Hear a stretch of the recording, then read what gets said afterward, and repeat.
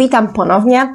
Dzisiejszy filmik, a może inaczej, bohaterem dzisiejszego filmiku będzie pytanie, które bardzo często pada z naszych ust jako rodziców, kiedy dziecko zaczyna próbować. To jest taki dla nas ważny moment, jak ono coś tam chce jednak wziąć do buzi, polizać, ugryźć i nam się wtedy ciśnie na usta. Oczywiście z nadzieją wypowiadane pytanie: i co? Smakuje Ci? I co? Dobre? Oczywiście z taką nadzieją, że właśnie okej, dobre, jak to jest dobre, to może będziesz w końcu jadł tego więcej. Ale to jest bardzo, bardzo niszczące i trudne pytanie dla naszego dziecka. Dlatego, że ono po pierwsze kieruje uwagę na to, że są w ogóle tylko dwie opcje, jeśli chodzi o kontakt z jedzeniem. I nasze dziecko musi wybrać jedną z nich. Jeśli ocenia, że jedzenie, które właśnie przed chwilą spróbował, jest ok, to znaczy, że może mieć z nim dalszy kontakt. Jeśli decyduje, że to jedzenie nie jest ok, jest obrzydliwe, to zabierz mi je stąd, ja go nie chcę więcej już widzieć, bo po prostu ono jest nieprzyjemne, ja i tak go nie będę jadł, wiesz, więc po co mi go w ogóle tutaj dajesz? Natomiast niestety jest to ślepa uliczka, bo to sprawia, że produkt, z którym dziecko ma kontakt pierwszy raz i oceni go dziwnie i negatywnie, ono go już nie chce więcej widzieć na swoim stole. W związku z tym nie będzie miało z nim już dalszego kontaktu i nie ma możliwości oswajania się. A tego kontaktu i tego oswajania się z produktem bardzo, bardzo potrzebuje. Bo właśnie bardzo często jest tak, że kiedy nasze dziecko pierwszy raz coś bierze do buzi, to zamiast czuć rozkosz, mimo że obiektywnie wszystkim dzieciom ten produkt smakuje, to ono czuje zdziwienie, zaskoczenie, szok. Jego kubki smakowe po prostu są zszokowane, bo one nie miały do tej pory kontaktu z tym produktem. I to wcale nie muszą być bardzo pozytywne uczucie. Dziecko jest nawet takie lekko zagubione. Potrzebuje więcej czasu, żeby się przyzwyczaić do tego smaku, żeby on był nawet najpierw nieprzyjemny, a potem żeby uszedł w tłoku, a potem żeby był w miarę okej, a potem żeby był nawet, a potem żeby był nawet super.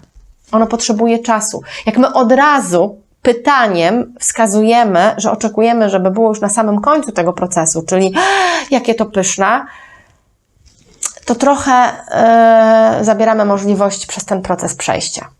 Więc postarajmy się okiełznać trochę nasze emocje i tego pytania nie zadawać albo zadawać go dużo, dużo mniej. Warto też zastanowić się nad tym, czy faktycznie ja dobrze rozumiem moje dziecko, bo jak zadaję takie pytania, czy Tobie to smakuje, kiedy ono próbuje pierwszy raz, to trochę tak jakbym właśnie pokazywał mu: za bardzo nie mam pojęcia, co się teraz z Tobą dzieje.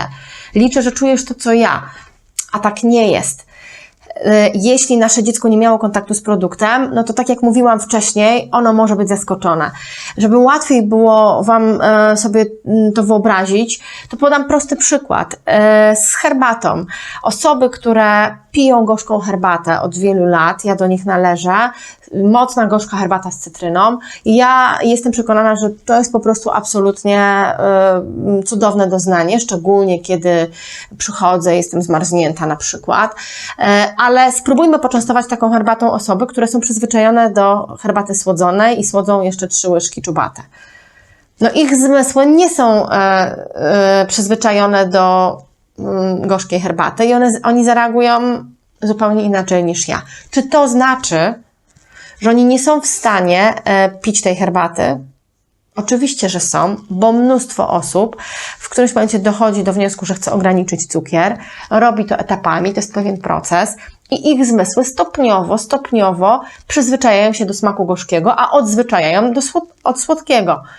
I takie osoby, które kiedyś słodziły 3 czubate, po pewnym czasie nie mogą wypić herbaty nawet delikatnie osłodzonej, bo już im to nie pasuje. Tyle tylko, że potrzebny jest czas na oswojenie naszych zmysłów. Ważne, żebyśmy o tym wiedzieli i ważne, żeby nasze dziecko wiedziało, że my to rozumiemy. Bo jeśli my mówimy: słuchaj, no i co, smakowało Ci to? To trochę tam jest w domyśle takie, wiesz, dla mnie to jest dobre, dla Zosi, Kasi, Basi i Adasia też jest dobre, więc a dla ciebie nie?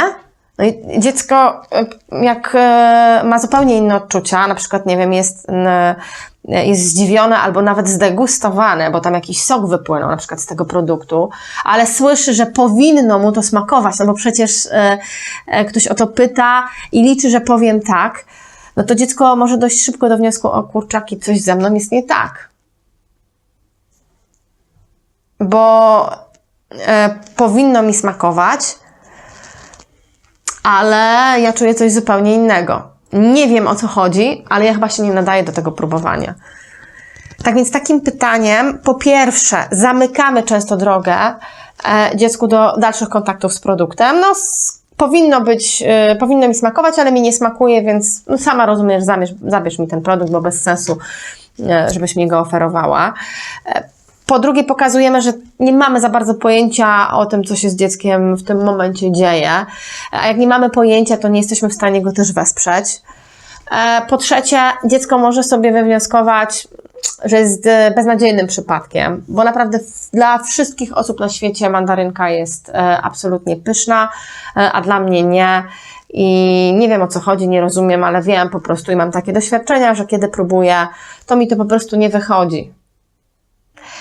I jeszcze trzeci czynnik, pewnie jest ich więcej, ale o trzecim chcę jeszcze powiedzieć, że jest to znowu takie uczucie, starałem się, no bo spróbowałem, ale wyszło tak jak zawsze. Czyli kończy się rozczarowaniem. Ja to spróbowałem, zdobyłem się na odwagę, zaryzykowałem.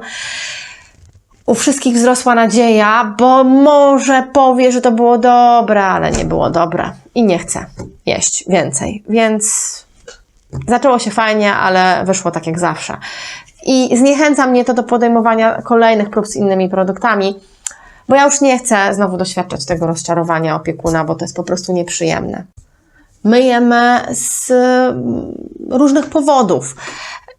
Na przykład część z nas, która lubi wypoczywać, wyjeżdża gdzieś na jakiś survival i były bardzo trudne warunki, to ona potem z dumą bo opowiadała, że przeżyliśmy na chlebie i wodzie, albo jedliśmy tylko kiełki. I mimo, że to nie było dla nas super przyjemne, to mieliśmy wewnętrzną satysfakcję, że sobie daliśmy radę.